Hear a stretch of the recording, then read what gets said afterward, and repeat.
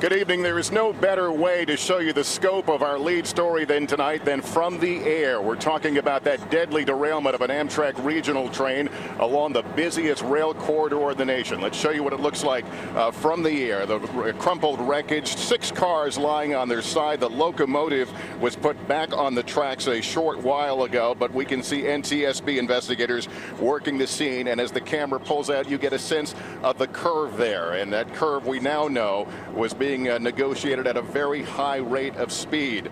At least 7 were killed and around 200 injured when that Washington to New York train, according to the NTSB, jumped the tracks last night, going faster than 100 miles an hour. And tonight, as investigators search for answers, travel has been disrupted indefinitely in this area for hundreds of thousands. Our team is in place tonight on the ground to cover it all. We're going to start off with NBC's Tom Costello. Hello, Tom.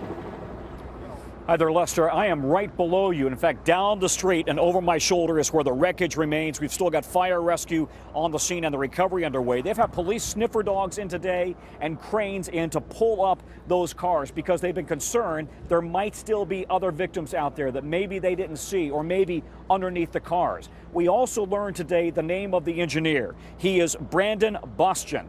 He apparently was navigating the curve in the tracks at 106 miles per hour.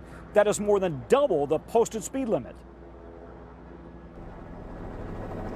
On the tracks on Philadelphia's north side today, investigators were still picking through the remains of Amtrak train 188. Already, data from the critical black box suggests the train was traveling in excess of 100 miles per hour, more than twice the posted speed limit as it entered the curve at Frankfort Junction, then went off the tracks. Going into that curve, he was traveling at 106 miles per hour? That's correct. And then what happened?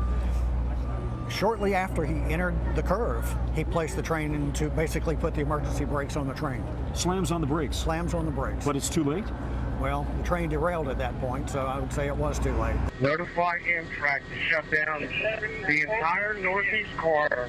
We have people on the track and a couple of cars overturned. In pitch black conditions, firefighters and police faced an incredible scene, pulling the dead and injured from the twisted wreckage of 7 train cars that had gone off the tracks. One of the cars upside down. We're going to classify this as a mass casualty incident. In all, more than 200 people injured. Philadelphia Mayor Michael Nutter today. We are heartbroken at what has happened here. We've not experienced anything like this in modern times. And we will get to the bottom of it and figure out what happened, why it happened, but that will take some time. Go.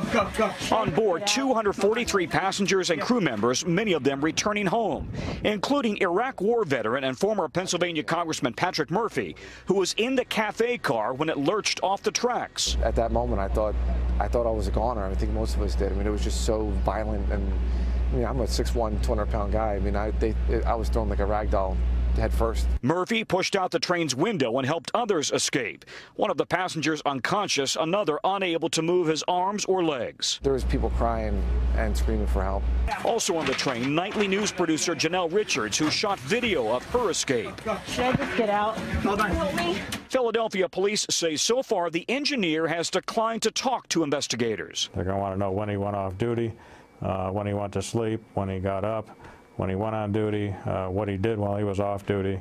Also tonight, we're learning that this section of track lacked a critical railroad safety feature called Positive Train Control, or PTC, which can monitor and slow trains to a safe stop in the event of an emergency. Based on what we know right now, we feel that had such a system been installed in this section of track, this accident would not have occurred.